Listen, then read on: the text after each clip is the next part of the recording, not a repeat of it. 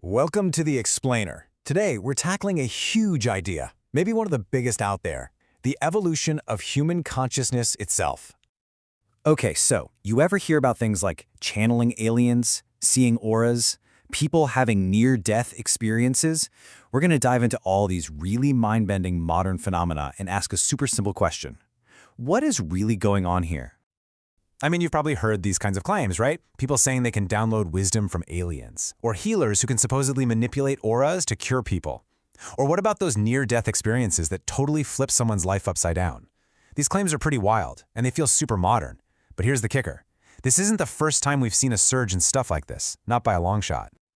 You know, if we rewind about 100 years, right around the turn of the 20th century, it was all about Martians. There was this medium in Geneva, Helen Smith, who became a huge sensation. Why? Because she claimed she could channel a whole, fully formed Martian language. I'm talking grammar, vocabulary, the whole deal. It was mind-blowing. Until a psychologist came along and proved it was actually just a really clever syllable-by-syllable encoding of her native French. The explanation for it was this fascinating psychological quirk called cryptomnesia, which basically means hidden forgetting. Her mind was digging up things she'd long forgotten, maybe details from old books in her dad's library, and serving them back up to her as if they were brand new messages from another world. So that brings us right back to today. Are the people channeling aliens just the 21st century version of Helen Smith? Are we all just fooling ourselves again? Or could something much, much deeper be going on? There's a theory out there that says the answer isn't to just debunk all this, but to see it as part of a huge hidden cycle in the story of humanity. All right, so to really get what's happening now, we've got to go back. We need to uncover a piece of our own minds that we might have completely lost along the way. So rewind again. Over 100 years ago, there was this physician R.M. Buck. He had this absolutely life-changing experience that led him to coin the term cosmic consciousness. He described it as this direct, intuitive knowing that you're connected to, everything, a feeling of pure joy and a sense that you're part of something eternal. So this theory basically splits our mind into two main modes. You've got cosmic consciousness on one side, that's the intuitive, holistic, right brain stuff, and on the other side, you've got our normal, everyday self-consciousness, the logical, analytical, left brainwave thinking. And the big idea here is that the entire story of human history is really about the tug of war between these two. Okay, so let's actually trace this idea through time. We're going to see how that balance has shifted, sometimes in some really dramatic ways. The framework lays out four great astrological ages. First up, the Age of Taurus. That's when cosmic consciousness was king. Then came the Age of Aries, where our modern analytical mind started to take over. That leads us to our current age, the Age of Pisces, where that cosmic side got seriously suppressed. And what's next? Well, it points to a future Age of Aquarius, where we might just be able to put the two back together. So back in that early age, the idea is that our ancestors had what's called the bicameral mind.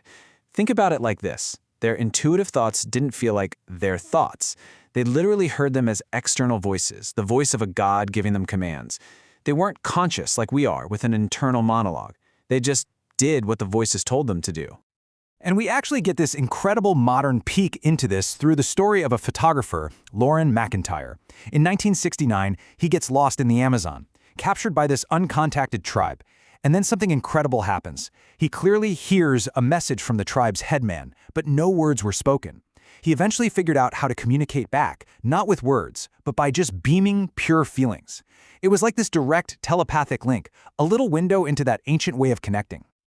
And then everything changed. The Age of Aries arrived. Suddenly you have big cities popping up, brutal warfare, massive social chaos. That old, intuitive, dreamy way of being, it just couldn't handle this new, complex world.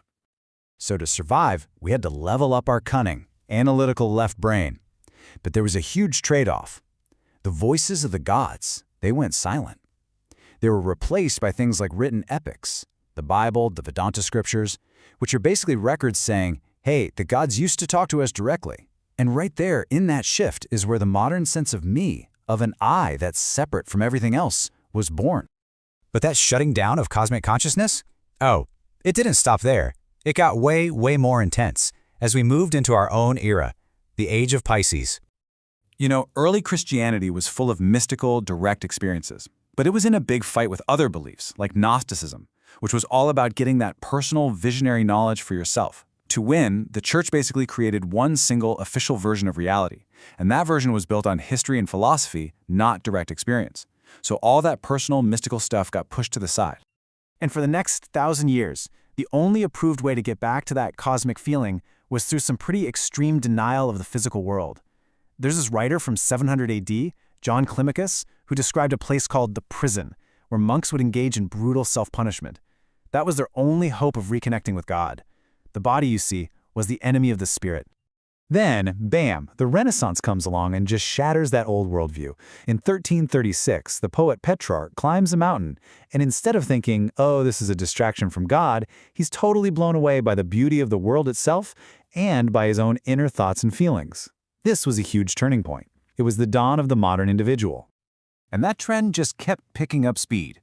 The focus swung from the mystical to the material, which of course paved the way for modern science. You get thinkers like Descartes and Kant who, philosophically, drew a hard line between our minds and the outside world. And that's how we ended up with the idea of a predictable, clockwork universe that runs completely separate from us. And that, right there, brings us full circle, back to where we began. We're living in a world where logic and reason are king.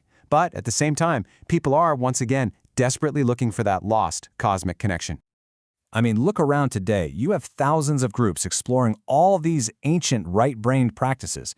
We're talking shamanism, meditation, lucid dreaming, and yeah, even the UFO phenomena we mentioned at the start. They're all different paths, but they're all trying to do the same thing: reopen that door to cosmic consciousness. What's really wild is that this isn't just happening on the fringes of culture. It's happening in the heart of science itself. Modern physics has basically told us that the old, neat, and tidy clockwork universe is not the full picture. Not even close. At the quantum level, the very act of looking at something changes it. That suggests the observer and the observed are connected in a really fundamental way, which, if you think about it, sounds a lot like what ancient wisdom has been saying all along. So all of this is pointing towards what could be the next great era, the age of Aquarius. And this is really important. The idea isn't to go back to some dreamy pre-rational past. The real revolution, the real potential, is in integrating the two. Taking our powerful, logical left brain and combining it with the intuitive, big-picture wisdom of our right brain. Now, the challenge here is, well, it's huge. And that leaves us with one last big, provocative question to chew on. Can we actually do it? Can we successfully bring these two sides of our nature together and create something new, something more whole? Or are we just like Helen Smith and her imaginary Martians, doomed to fool ourselves all over again?